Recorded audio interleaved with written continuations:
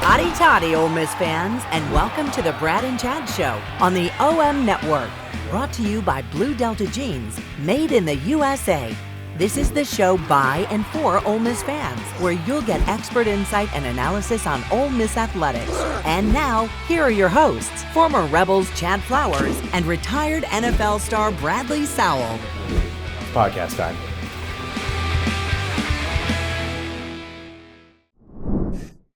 Hey, Brad and Chad Show coming to you on April 17th. That's when we're recording. I've got myself, Chad Flowers, along with Bradley Sowell. Bradley, I see you were in, Austin this past weekend? We were in Austin. We went down for a music festival called the Two Step In. We watched we were there all day. Hot. We went down there with Blue Delta, so we wore the jeans. And anybody that's been in Texas and walked around in jeans, whereas my Blue Deltas have gotten a little tight, so I was a tight end when I retired. When I got those Blue Deltas, now I'm back to a lineman, and those Blue Deltas were tighter than a some gun walking around Texas. Now, it was a good day. It was fun. A lot of people out there. We watched Zach Bryan was the headliner at night. And, man, let me tell you something. If you hadn't seen a Zach Bryan concert live, that dude, I mean, he absolutely crushes it. So it was fun. It was there's nothing. They sing all his depressing songs that make you just hate your life and all that stuff. Well, what's funny is the way, he's only 27 years old, but the way he, before the song, he says, "All right, guys, bear with me. This is going to be another depressing one," and then he kind of moves to it. That's all it is. It's hilarious. He sounds good though. His stuff's good. I didn't realize he was like a Navy vet.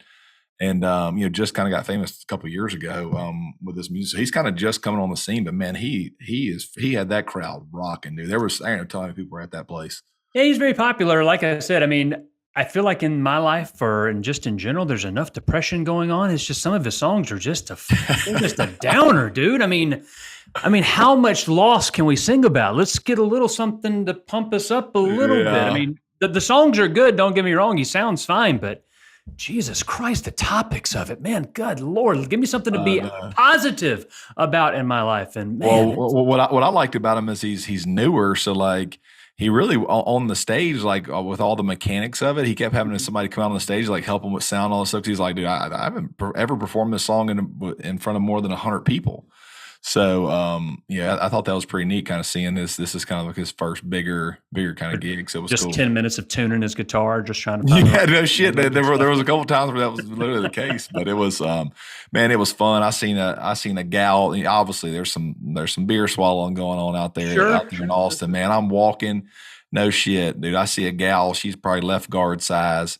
Short shorts, dude. She just faints. And as I'm walking, I just see it looks like a big tree fall. I think some of the big trees about hit me. Boom, head straight back. I guess she passed out because it was hot. Her head hit my feet, man. Freaked me out a little bit. But they got her tail up and got her feeling good. Well, I've seen a lot of that, which I'm not a drinker, but it's funny. These people freaking, if you're passing out at 1 or 2 o'clock in the afternoon, you're doing something wrong. I mean, it's just like the Grove on any game day Saturday. No question. Actually, so we were with Coach Levy was there, Kendall Browse was there as well. Okay. Nick and a couple other buddies, Mark Millette, a couple other buddies were there, and that's their kind of comments. Like they were like, man, this is like the Grove, but everybody's in cowboy boots and a hat. So it was, man, it was a fun day. It really was. All right, so Bradley, while you were in Austin, I keep hearing about this story that you've got to tell me regarding our buddy Nick from Blue Delta. So tell me about it. Oh man, dude, you want to talk about epic? So Nick invites us out to Austin to go to a music festival. It's called the Two Step In, which is a big festival out there, which we're excited about. Extremely excited. We get there on Thursday night. Nick calls me. Actually, we get there on Friday afternoon. Well, Nick's not getting into the nighttime. He's at his son's baseball tournament in Ruston, Louisiana. So he's going to watch his son play baseball, get in the truck. I think the game ends at 7 or so, drive from Ruston to Austin, which is a decent little scoot. Sure. So Nick got a little bit delayed. He leaves around 9 or so. Well, he gets into the hotel around 2:15 in the morning. Okay. He is dead ass tired, right? He had been at the ballpark all day with the sun. Anybody's been at the ballpark understands. Well, he gets to the hotel and there's not a soul there. Okay. He checks in. The way he describes it, he is just extremely tired. Like literally he's just trying to find the bed, 2:15 in the morning. So he goes over to the elevator. He hits that button and he's looking down. As he's looking down, all of a sudden he sees some feet as he's starting to look up and he's like, man, hey, surely ain't nobody on this elevator. And as he's looking up, he sees two people railing on Oh the shit. elevator. So the elevator, you know, them doors, they open pretty slow, right? Yeah. Buddy don't even stop. Buddy just keeps on going. Good for At him. 2:50 in the morning, doesn't even care. Good for So him. so Nick said, anybody that knows Nick Weaver knows that, hey, like Nick I is join never in? speechless, right? Oh, okay. He's never speechless. He always can make a funny joke. He said it caught him by such surprise that he just like, oh, okay. So he just kind of stepped to the left one. So now the situation he's in, right? Like he can't press the button too early. Because then, you know, like, so now he's waiting and you want to make sure, like, hey, I got to make sure that they don't press his button early because I could press it again. Buddy could still be in there railing in the elevator. So, I would have just got in and just scooted This over. was not a Holiday Inn or a Comfort Inn or a Best Western. It's a nice hotel, dude. But okay, so classy folks. I mean, dude, you want to talk about aggressive. So the whole rest of the trip, every time we were down in the lobby or at breakfast or something, we were trying to see if we can figure out Absolutely. who this was, one, and two, and if we can go up and say something or give them the slow clap, right? Give them the slow clap, like, hey, no, not bad. So When just the mood imagine strikes. that. Yeah, when the mood Imagine strikes, that, sometimes dude. you have to go for it. But if Showed I was up in Nick, the elevator, boom. Huh? I mean, middle of the night, elevator opens, dude. And just, I mean, you almost, I don't know how to react to that, but only Nick Weaver could see something like that. yeah, you just get in and just push the number that you're going to, and you just hang tight. You comment on their form, see if you can pick up any tips, and then you go on with your day. Right? I mean, That's how you do don't it. elevators have cameras though? Like that's bold, dude. That's just that's really wanting each other. And if that's the is. kind of dedication you're willing to put in, like, This- I mean, I'm pretty sure they would have went to jail, right? Like if it had been a cop or something. But like, I mean, This that's world the needs more dedication. love, man. This world needs more love, and that's all they're trying to do. Is they were just trying to express it so everybody else can see it, and possibly, you know, cause that elevator to need to be disinfected. So, but it is funny to hear Nick Weaver being speechless. That's one thing that I would never thought I would hear. So, that's pretty cool. So that's a what pretty a good weekend. story. It was kind of a big weekend for Ole Miss, at least. You know, the spring game happened. What was it, 53-52? That was the final. Some fireworks toward the end for a last-second score. They kind of changed the rules around to give it a little bit more excitement. But I'll be honest, from my initial impressions of that game, yes, Jackson Dart is the starter, but it's a lot closer than I thought. Ooh, it is really, really closer. Right, there's some good quarterbacks in that room. Spencer Sanders is okay. Yeah, he's good. Maybe maybe Greg McElroy had a little bit more knowledge, that he was a little closer than what we thought. You know, It's funny you said it, because that's the first thought I had after seeing him play a little bit. I was like, man, I may have to go back and apologize to Greg if I ever see him. Right. Because, you know, Spencer looked good. I just don't know how. Honestly, I don't know how the scrims were set up because all of them look good. I actually thought Walker Howard. I mean, his touch and the way he throws the ball, he's the future at Ole Miss, and that's just, there ain't no doubt about it. You know, these other two guys are going to be short term here. You know, until we get to Howard, and I'm not even opposed to, you know, things go sideways going to Howard a lot earlier, just because from an experience standpoint, man, he's got the talent. Like he's going to be the guy. Yeah, Sanders looked good. I mean, he can throw. I would say he's not an amazing thrower, but he's a good thrower.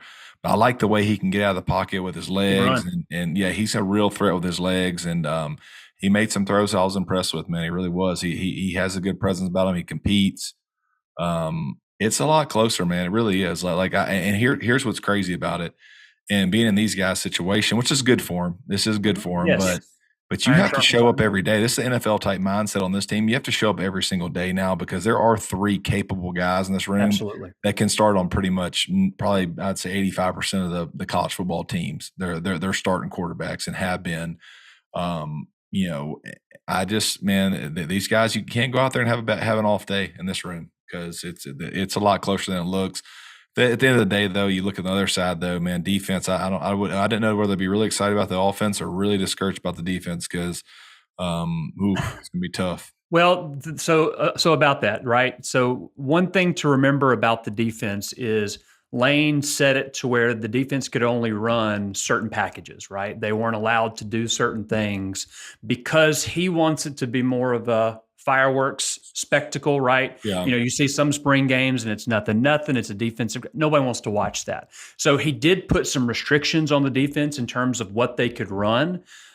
So that may lead into some of that, right? Yeah. Obviously, you don't want to see all the points and all the yardage that the offense, put up.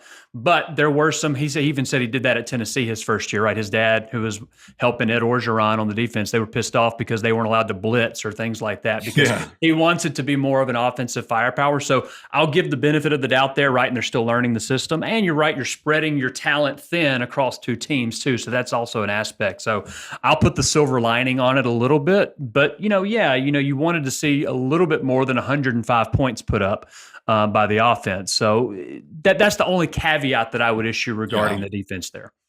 Yeah, I know. I think in spring game in general, right? The offense is going to be, it's designed. It's designed for a ton of points, or it can be designed for a defensive battle, whichever way they want to do it. But I think it was designed to get the quarterback some confidence, make the team look really good. But man, I'll tell you what, we got a few playmakers out there. I thought Bentley looked really good. He did. Bentley this year, man, him and Judkins would be a great little combo.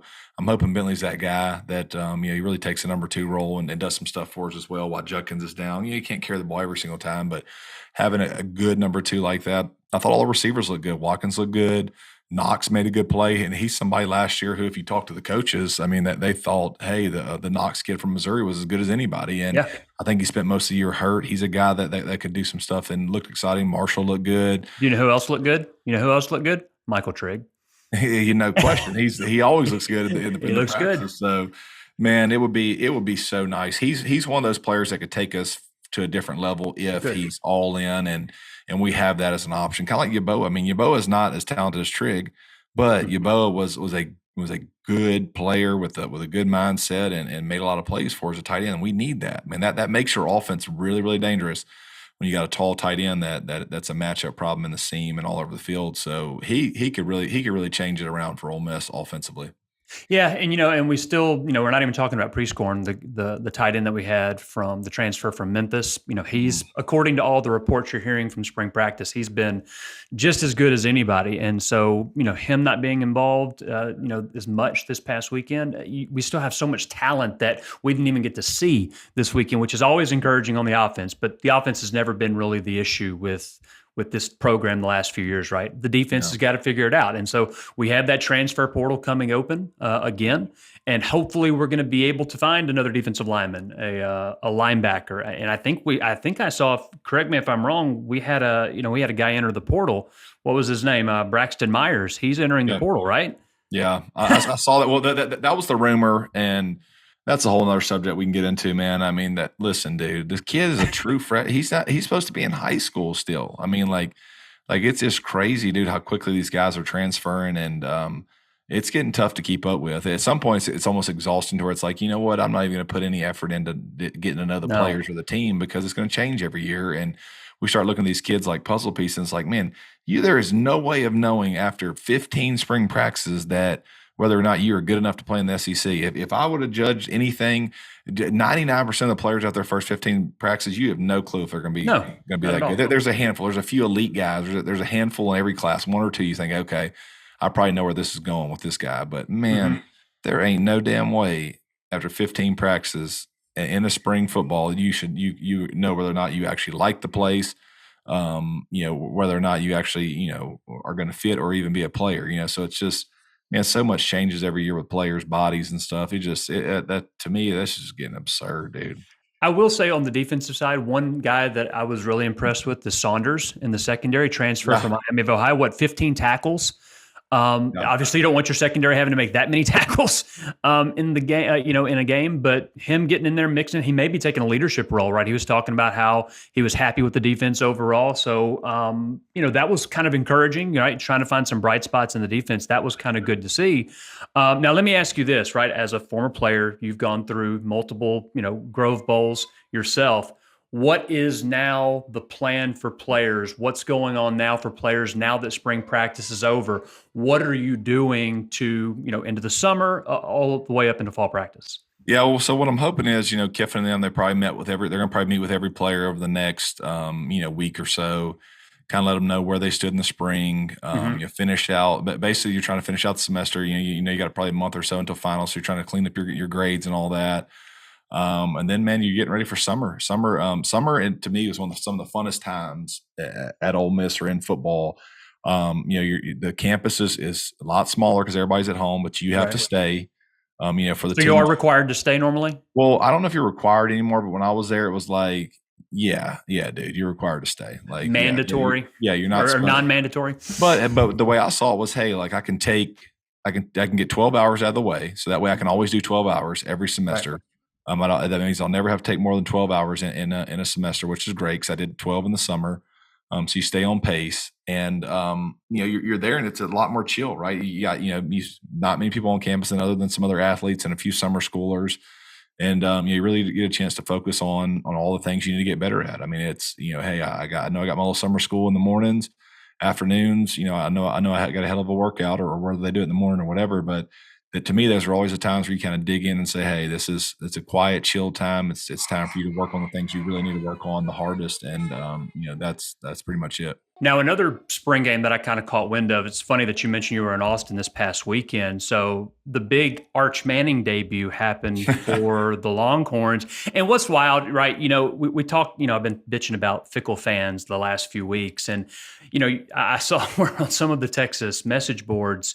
People are already saying he sucks. I mean, and granted, statistically, it wasn't the best numbers. I think it was like 3 or 5 and 20, something like that. But it's really hard to read from, like you said, just 15 practices. It's crazy to me that somebody's going to take a take like that, one of the most highly regarded recruits. Obviously, we don't know how well he's going to do, but to already just start casting him aside like he's not even worthy of playing, it's ridiculous. Dude, and it sucks. Listen, the Manning name has helped Arch Manning out tremendously, but it's also going to freaking be a detriment as well, right? Like the kid. Listen, so I'm sure he wasn't in there with the ones, but based off looking on the film, it looked like he was in there with the damn threes or worse. He was getting pressured every play. It looked like. Yeah, you're in a spring game. This kid's still a young 18-year-old kid. And he actually, if you actually know football and look at it, it wasn't that bad. I mean, he was under pressure a lot of times, and obviously he was getting hit as he was throwing the ball, or having someone in his face as he's throwing the ball. His arm looked fine. I mean, it wasn't nothing glaring, but it's impossible. You cannot judge a kid based off a spring performance. Completely judge a kid in his first spring performance, and he's literally was an early enrollee as well. He's 18 years old. Dude, it's the world we live in is crazy. The kids, I mean, dude, they're thinking this kid's going to come. It's not NFL. No, he's not going to come there. He's a polished 4-year player. Like, this dude's just coming from a tiny school in Louisiana where their offensive linemen weigh 180 pounds. Like, dude, it's going to be a big transition for him, no matter if his name's Arch Manning or not. Any player is going to take some time. So he's supposed to be getting ready for the prom right now, right? I mean, he's supposed to be in high school. That whole take is disgusting. I feel bad for the kid, honestly. I mean, I think he did the right thing by getting out of Mississippi, because they'll be even crazier on him here. But I mean, dude, like, do they think this kid was going to come out in the spring game and look like damn Joe Montana the first time? No, dude, he's not. Like, he's a good player, but he's not. There's nothing. There's no way of telling. He's got a long way to go mentally in the game. Physically, I mean, dude, it's not even the fact he's even able to get in there right now at his age and at least look serviceable at times and complete some passes.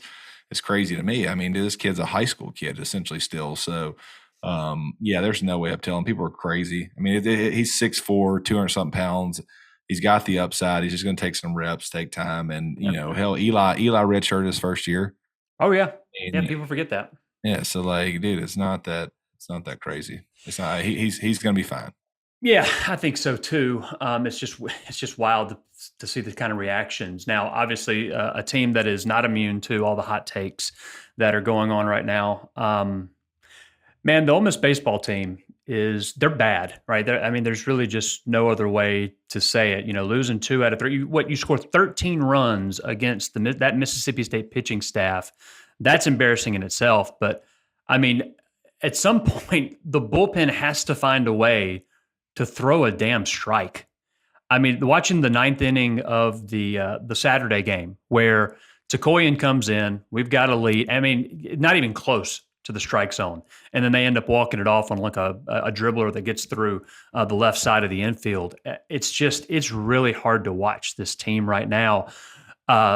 I don't really know where to go from here, especially when you have the number one team in the nation coming to Oxford this weekend.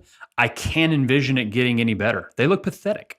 Yeah, it's bad, man. Well, here's the thing. I think that these situations really it's really, we already were kind of thin, but not having Mallets and Maddox to finish some of these games. I mean, dude, we should be 5 games better just if the pitching staff was at least serviceable, Yeah. And I mean, we've lost how many games at the end of the damn game now? That's up to freaking, I don't even know. I mean, they're you just know, like, years past, we're winning these games because we know the pitching can hold it off. But now it's just like, man, it's almost painful now at this point. Now I think it's just mental at this point for the rest of the year. They look defeated. Oh, what? It's not even close. And offense is battling, though. I mean, offense is trying to hang in there, giving them a decent look, but we just can't finish games, man. And it's going to suck. And I don't see this getting any better next year. I actually think this is going to be a lot worse than we are this year going into next year based off of, who do we have? I mean, we got to have some okay pitching, returning young pitching, but it doesn't just dramatically improve that much. Yeah, I was looking at some stats earlier. Of all the pitchers that we have 2 pitchers that have an ERA less than 5 that have thrown more than 2 innings. Oh. 10 that have thrown more than 10 innings. I apologize. Our 3 starters have ERAs over 5. Obviously, I'm not counting Hunter Elliott, who's only thrown 5 innings this year. But I don't know where to find outs. Right, our best guy that was supposed to be out of the bullpen was Mason Nichols. He has an ERA over 6. Yeah, right? I think honestly at this point, I'm gonna be real with you. If you give me 2 weeks and you have eligibility left, anybody that knows my baseball background, they know with 2 good weeks, I probably could hold it under 5 ERA. I could probably at least give you a 4 and at 4.8. So I might email Bianco after this. Yeah, you may have to, because I don't know if there's anybody else that can do it, right? I mean, Doherty's done serviceable, right? The last few starts he's had have been good on Friday, but I mean, it is just prayer that we can score 7-8 runs a game. And if that's not going to happen, you can chalk it up as a loss. Now, we're only 2 games out of the spot to make it to Hoover. And after this weekend, you've got a lot more manageable matchups coming. But unless the energy picks up in the dugout, I don't see this team continuing on beyond the regular season. And that was something that I didn't think was going to happen a week or so ago, because I think that this team can still do it. But man, the way that they're losing games is really tough to watch. Yeah, I agree. It's interesting. What do you think about the state pitcher that throws both ways? Did you see that on Sunday? I've seen him. He's got a good arm, but I mean, the entire state pitching staff is just so bad. And like I said, I don't know how you cannot score off of that staff. But it's impressive how well he's able to throw. He throws hard. Isn't that crazy, dude? So he goes lefty at 91, 92, and righty can get up to 95. Mm-hmm. That's got to be like a one of a kind of deal. But yeah, man, we just at this point, dude, I hate to say this, but Rebs ain't getting hot this year. Definitely, they ain't getting hot this year, dude. If anything, they're getting thrown in the cold tub. This thing is. Do you think Hunter Elliott? If you're Hunter Elliott, do you want to just sit out the year? Yeah, I'm not coming back if I'm him. I think just from if you look at his future standpoint, I would not come back unless I was 100%, unless I was 110%. And it has nothing to do with salvaging season, all that. I get it, but at this point, we're pretty much take a miracle to get to even the tournament. Right. Not even the SEC tournament, but just the postseason tournament anyway. So, if I'm him, man, I'm making sure I'm 100% healthy. Do I think he helps? Yeah. But, the season's all but lost without him now. And I think if you look up, I think Ole Miss is probably 3 to 4 games better with him. And if we have Mallets and Maddox, I think we're probably another 2 games better. I think we're a 500 SEC team. Yeah, I agree with them in there. And, I don't know. I mean, it's going to be, I'm sure he'll want to come back, but I wouldn't want to risk, the whole next season as well. Especially when you're considering, his future beyond Ole Miss, right? Yeah. Being able to get drafted. You don't want to risk something with your elbow. Yeah. My mind, if I'm Bianco, I'm like, man, this kid, we need him next year is a must. The pitching, the young pitching is going to be fine. I actually think next year we're going to look up and be like, damn, we got a decent staff. I think Quinn's a good little player. Oh yeah, he's got a good I think arm. he's obviously just he pitches well for a while, and then after that, fifth inning, so he looks like a freshman after that.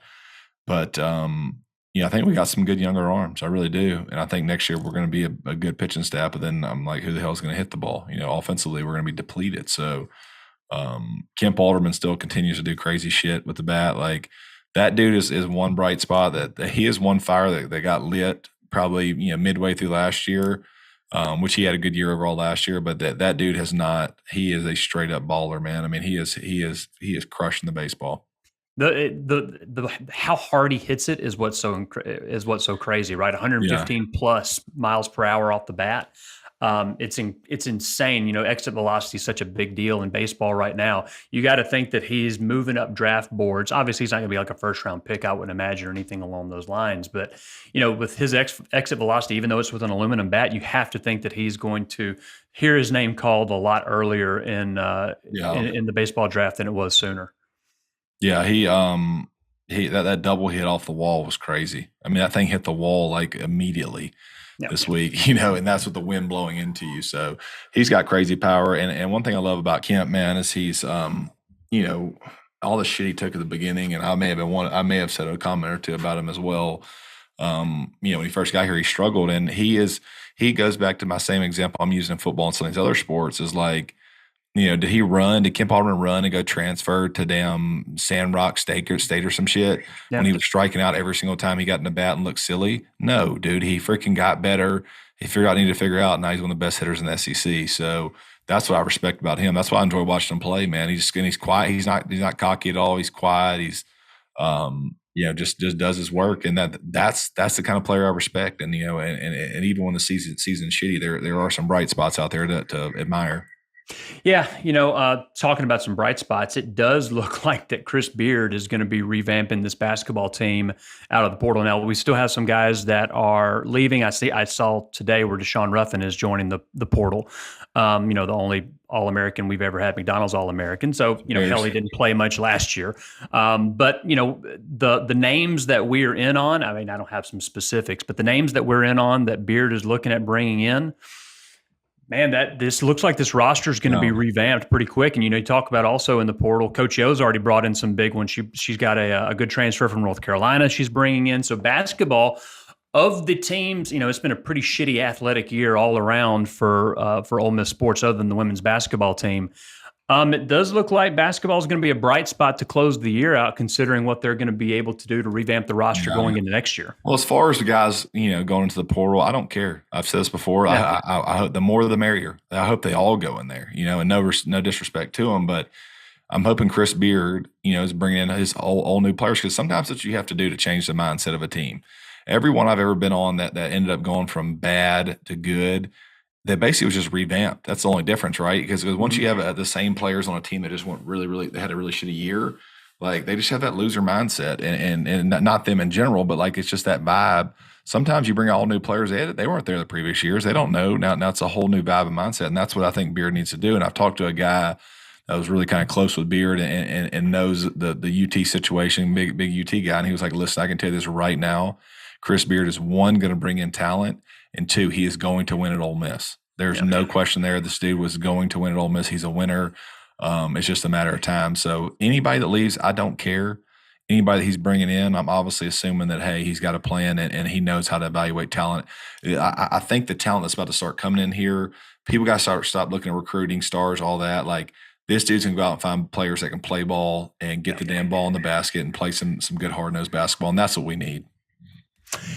Yeah, especially considering this past year, and hell, the guys that were on the team this past year are leaving. Okay, it's not like they won many games as is, right? So it's not like they're losing a whole lot on that front. You going back to baseball real quick, and you made the comment of what the team is going to look like potentially next year. Bianco, like you mentioned, he's going to have to hit the portal pretty hard on the offensive side of things, because we lost a lot of offense last year. We're losing a lot of offense this year, and that's going to be the biggest challenge, I think. You've got a few talented freshmen that have seen some playing time this year, but that alone's not going to cut it. We're going to have to kind of revamp that offense if it's going to look anywhere comparable to what the pitching has the potential to look like next year.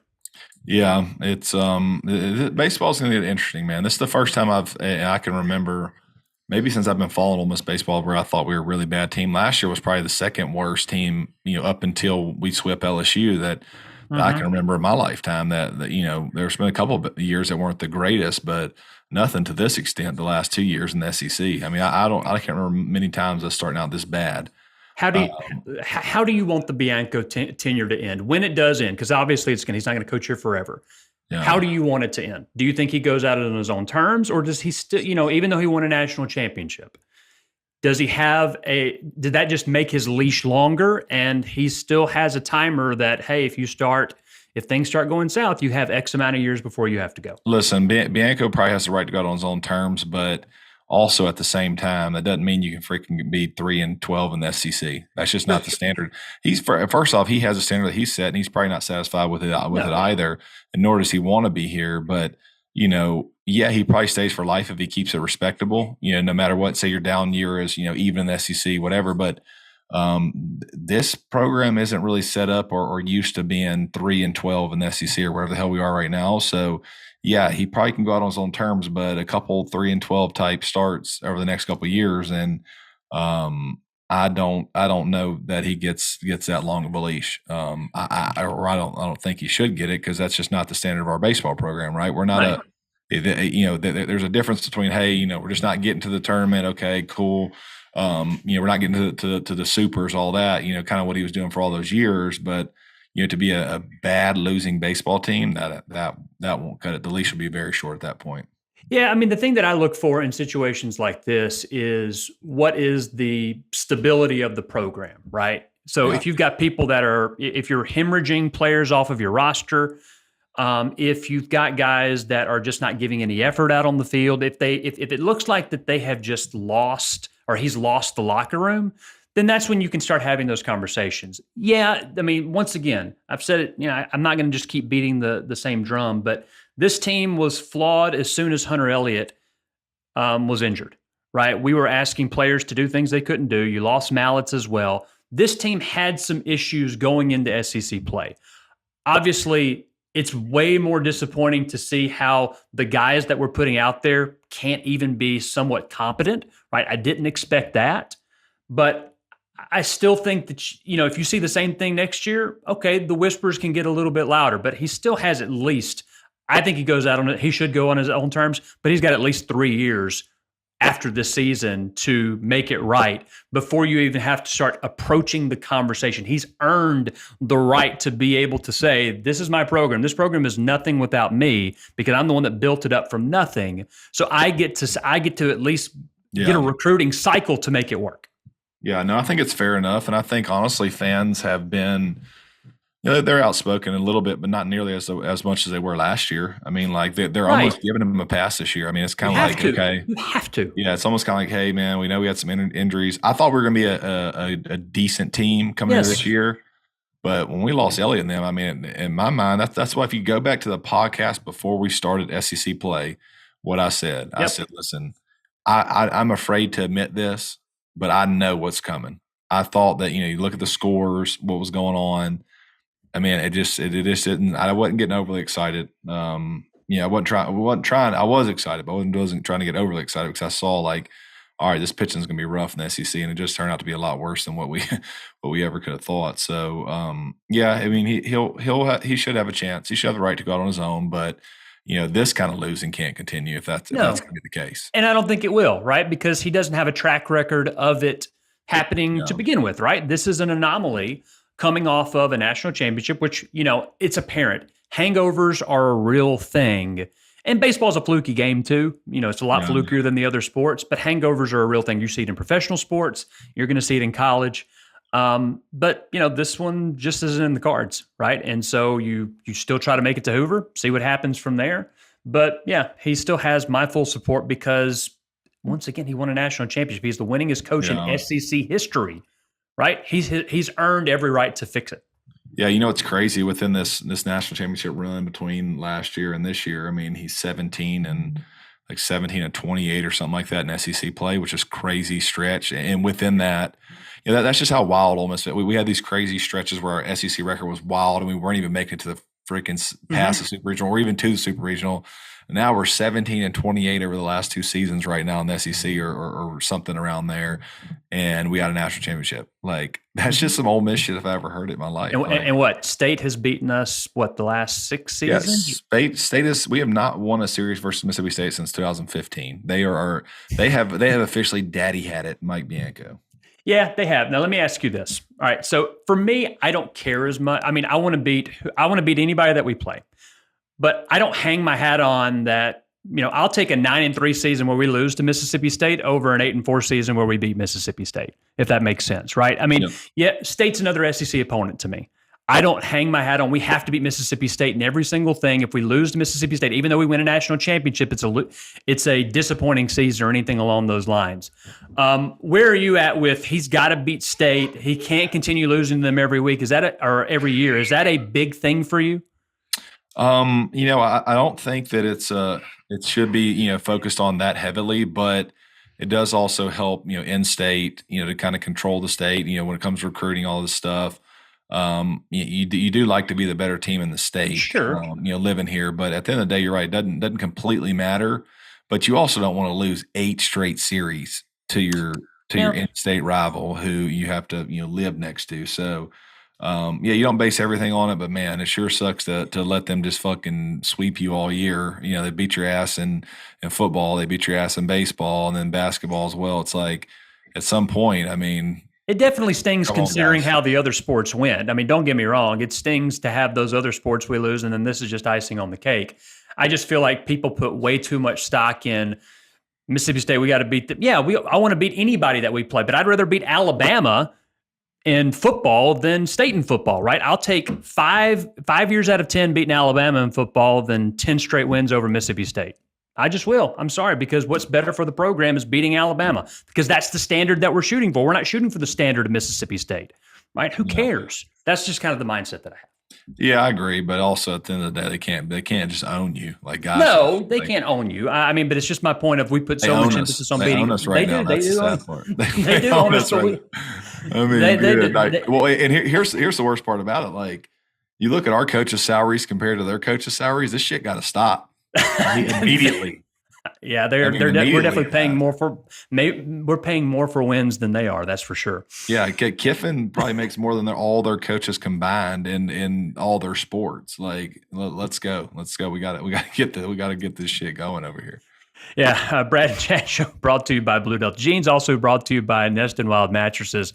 They're created by Southern craftsmen, powered by decades of experience and passion for improving your quality of sleep. They are backed by a 99-night guarantee. They'll help you sleep easy, and they're made locally in Tupelo, Mississippi. You can find them on Amazon or nestandwild.com. So wrapping up, did you get a chance to catch any of the NBA playoffs this week? I mean, for the Grizzlies fans out there, kind of a heartbreaking loss, especially seeing that Ja may be hurt, Ja Morant, then he may not be playing in game 2, maybe out a little bit longer. So if that's the case, that's going to be a pretty disappointing end of the season for them.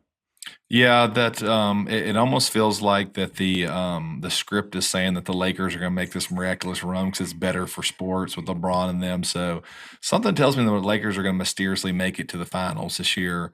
Or some sort of a script like that. I don't know, man. They're suddenly a good team, and they were like barely making 500 there a lot of the time. So I feel like they're trying to get old LeBron back in there. Well, they have been hot. They did make some moves at the trade deadline, but hey, the Kings are 1-0 against the Warriors, the defending world champions. So we play again tonight in Sacramento. Hopefully, we can go up to. I don't think Terrence Davis, Ole Miss grad, he didn't play in game 1. Hopefully he can see some minutes and get hot from 3 like he did during the regular season. So do you do like fantasy basketball too? No, I don't do fantasy basketball. That was a bridge too far for me. I didn't follow, at least in previous seasons, I didn't follow the NBA near as much as I do baseball. But because the Kings have been competent, right? They broke a 16-year drought to make the playoffs this year, longest in professional sports. I was obviously paying much more attention to it this year. But no, in basketball, you've got guys that take nights off randomly, load management or however they phrase it. So it's a little bit harder for me to get into it. But yeah, basketball season's been a lot funner this season because of the Kings and how good they've been. Who do you follow in baseball? Who's your baseball team? I don't know if you. I grew up a Cubs fan, right? Going home from school, watching they were on WGN every day. Yep. So I would just watch them, right? They were always day games. Once they won the World Series back in 2016, I kind of hit the top of Mount Everest, right? I made it. What else is there? So my fandom is not as diehard as it used to be because I never thought they would win a World Series. They did it. I can die happy because they achieved that.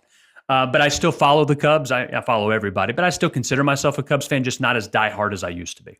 Gotcha. Yeah, the Cubs are cool, man. When I lived there, I went to a few games. They're probably not a better environment. I guess Fenway was pretty cool, but the Cubs, when they're good, man, it's a fun environment.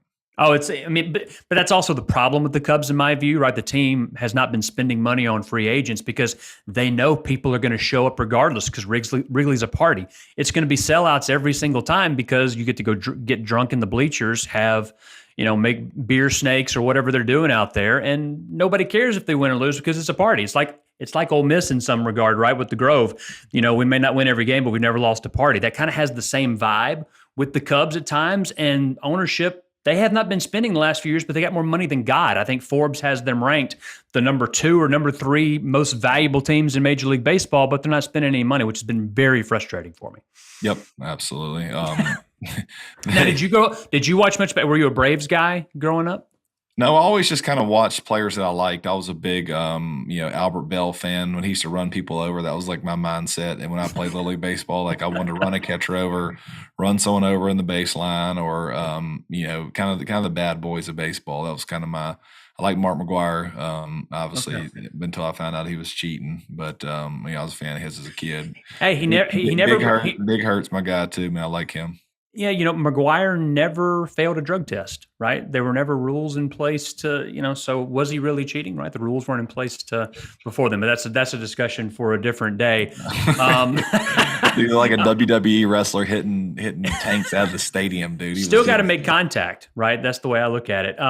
We'll leave with this. So obviously you were in Austin this past weekend, so no softball. I assume we're firing it back up this weekend for another 15-game marathon. Next 2 weekends in a row, baby. The Knights are back in action. We're excited about it. I feel good about the next 2 weekends. Should be good. All right. Well, we'll catch up on how y'all do, and we'll see what's going on there. But until then, once again, Brad and Chad brought to you by Blue Delta Jeans. Hotty toddy, my man. We'll talk to you next time. See you, Chad. Hotty toddy. Thanks for listening to the Brad and Chad Show. Follow the boys on social media for more content. And don't forget to like and subscribe wherever you listen to podcasts. This has been an OM Network production, brought to you by Blue Delta Jeans, made in the USA.